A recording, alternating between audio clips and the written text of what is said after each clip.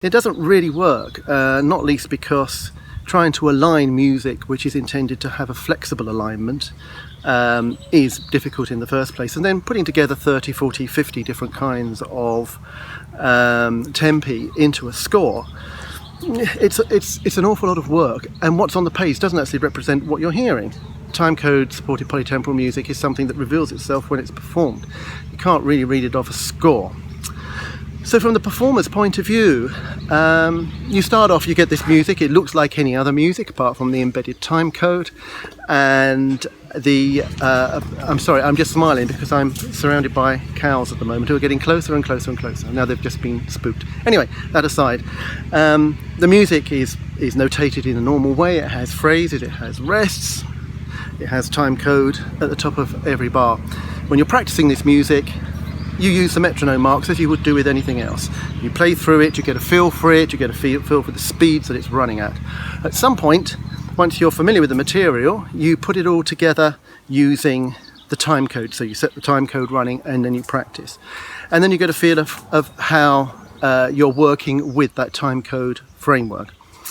When it comes to playing with other musicians, of course, then you're doing this all together at the same time. So you're encountering a new sound environment that's different to your own particular part, and depending on how many instruments are involved in this kind of thing, depends on how big that or how expansive that experience becomes as you're orientating yourself into a new sort of sonic environment. Rehearsals, well, generally rehearsals take place in the way that normal chamber music or orchestral music is rehearsed. You play through it over and over again. I've found in the past that people who are practicing with timecode supported polytemporal music tend to rehearse in small sections. They put different pieces together to get a feel of that particular sound environment, and they expand that into the wider ensemble, and they run through it a number of times until they've got to a point where they feel that sorry, I'm being licked by a cow now. They get to a point where they feel that they are familiar enough with the overall structure of the music.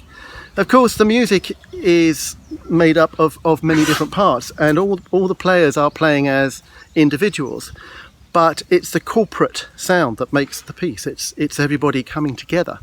I sometimes think of this music a little bit like a hive of bees in a way. Everybody has their own particular role. They're all individual, but they all come together to hello cow, to create something.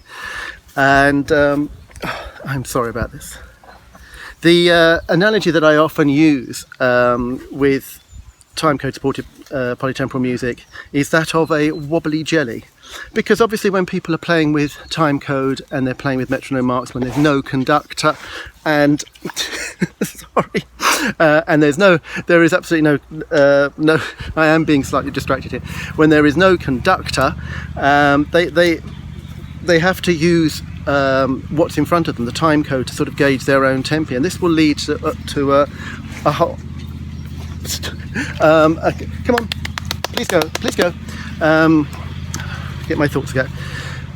The music is flexible, and this is because of the timecode and the way people mediate music. It's not intended to be perfectly rendered, as in the timecode is accurate. There's no click track, so that it means that you're doing this purely on a sense of musical time. But the timecode sort of provides a framework, which means that you can know where you are in relation to the piece as it passes, whilst maintaining your own particular tempi. I use the analogy of a wobbly jelly, in as much as when the jelly is on a plate, and imagine a sort of jelly with not with cow, thank you. If you imagine a jelly that's got castellations on it, and come on, go away, and that jelly is absolutely still. This is the model, my compositional model, the sort of absolutely perfect, mathematically correct structure of the piece. But in mediation, it is my intention that jelly starts to wobble a little bit, that there is a flexibility. If the jelly wobbles too much, it loses its structure. It may even break up. That's not what I want.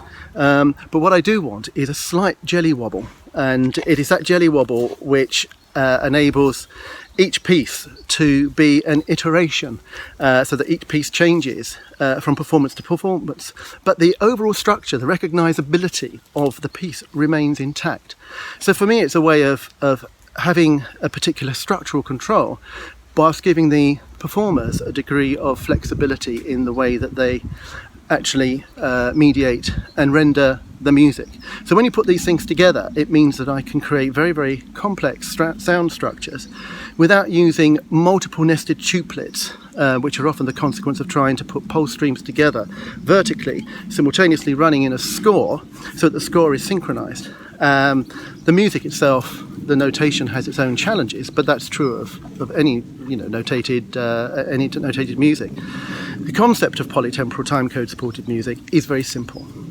It's just providing a framework, a timecode framework within which performance can take place, and within which each musician acts as an individual, but part of a wider body of individuals to create something. Now, before the cows cause any more havoc, I shall leave it at that, and I hope that's been helpful. If you've got any questions at all, my contact details are on the Composers Edition site. Please don't hesitate to contact me, and I will answer any questions I can. There are lots of videos on the site of timecode supported polytemporal music that you can look at as well. So please get in touch if you need to. And again, apologies about the wildlife. Thank you very much.